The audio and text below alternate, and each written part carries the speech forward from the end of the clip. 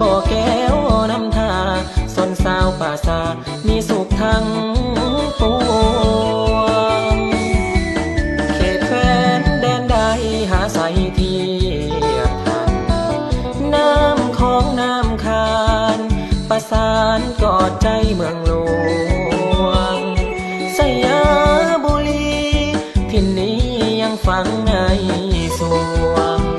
ใส่สมบูรณ์เสียงควงจากมาแสนห่วงคืนนั้นลาตรีเสิร์กสันเวียงจันทน์นครหลวงใจหลายล้านดวงขอน้อมนมัสการบริคำใสคำมวลทบทวนให้ใจใฝ่ฝันสวรรค์เขตติดสารวันตำนานเมืองไดโนเสาร์จำปาเบ่งขาวสาวลาวพี่น้องขี้โทเสกองนวลน้องงามแท้นอเจ้าอันตะปือยาเอ้ยเห็นแล้วอายหายโศกเศร้า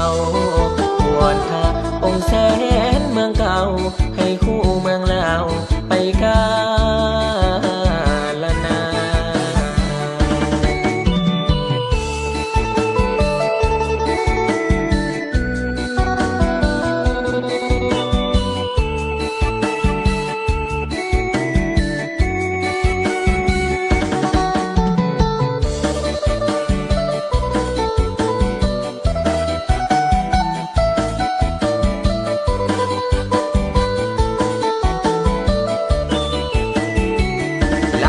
เสิร์กสันเวียงจันทน์นครหลวงใจหลายล้านดวงขอน้อมนมัสการบริคำใสคำมวลทบทวนให้ใจใฝ่ฝันสวรรค์เขตติดสารวันตำนานเมืองไดโนเสาร์จำปาเบ่งขาวสาวลาวพี่น้องคิดโทเสกองนวลน้องงามแท้นอเจ้าอันตะปือยาเอ้ยเห็นแล้วอายหายโศกเศร้าวอนพระองค์แสนเมืองเก่าให้คู่เมืองลาวไปกาลนา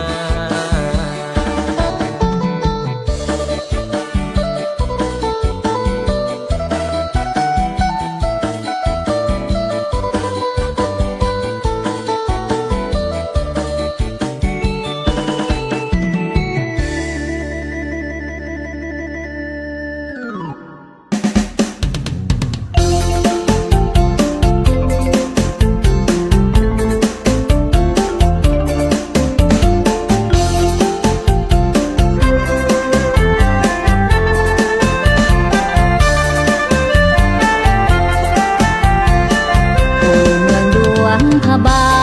งเจ้ายังสบายดีบ่หลายปีจึงได้มาพอดนนานน้อเฮาจึงได้พบกันพ่อแม่พี่ป้าน้าอาเฮาเด้นาอยู่กะเสริมสำลาน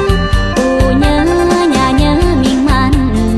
สายน้ำขานสบายสบายบ่นาเสียงโทงล้านสามฝังใจสาวลาวทั้งศาสตร์เจ้ายืนสง่าองอาจลาวทั้งศาสตร์มีชีวิตสีวาทอนโฮมเสื้อเผาพงพันหักแห้งกันเทิงแผ่นดินจำปาคอยอยู่ดีเถิดนาคู่ดินฟ้าคู่สลาลัยสุขใจเหลือเมื่อสันติภาพดาวคืนมา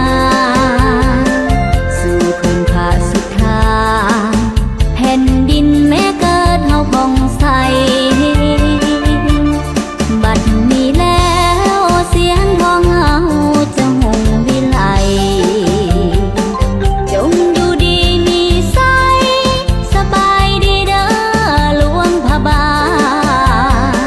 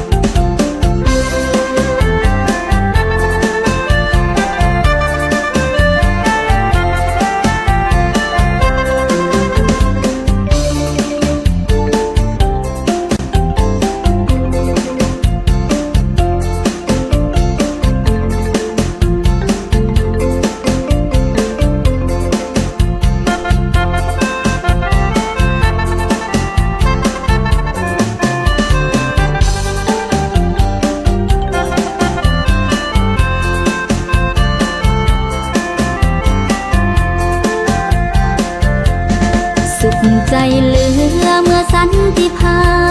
พเต่าคืนมาสู่พื้นผาสุดทางแผ่นดินแม้เกิดเฮาผ่องใส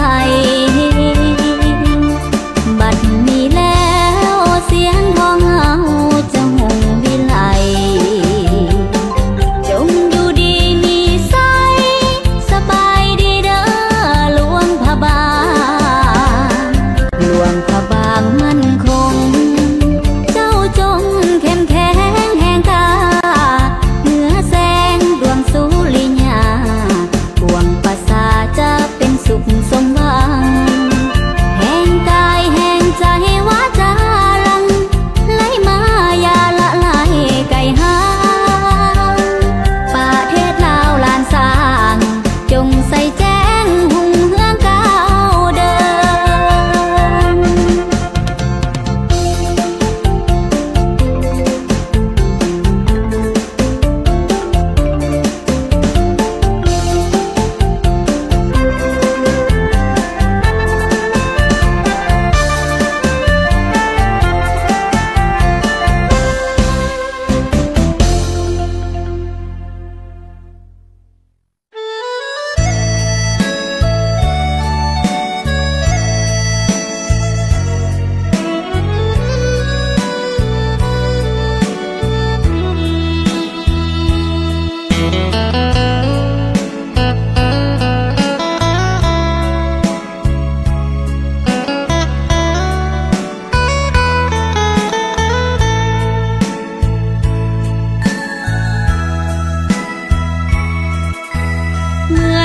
ดังเป็นบุญและวาสนา ที่สวยนำสักพายมาปากเซ พบน้องนางนาลีย้องว่ามีเสน่ห์ดังจิตใจน้ำเสและดวงดอกไม้พบกุหลาบกลิ่นหอมของเมืองปากเซอายเฝ้าหลงทุ่มเทฮักจนหมดใจน้องมอบใจประสานฮับเอาฮักอายฝากให้จงถนอมขวัญใจบ่ให้เปลี่ยนสีขอวอนฟ้าหยาดฝนสุ่มส่ำไหนเพื่อว่าสองดวงใจได้ซื่นสุขีกุหลาบเอ่ยสวยเบ่งบานในอุทยานของชีวิตสมเป็นกุลสตรีที่งามวิไล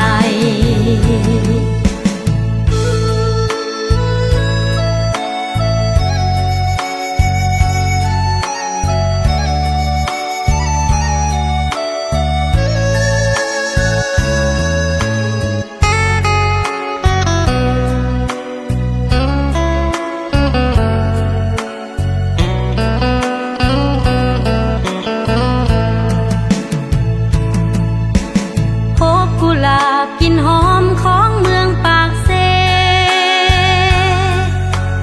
อายเฝ้าหลงทุ่มเท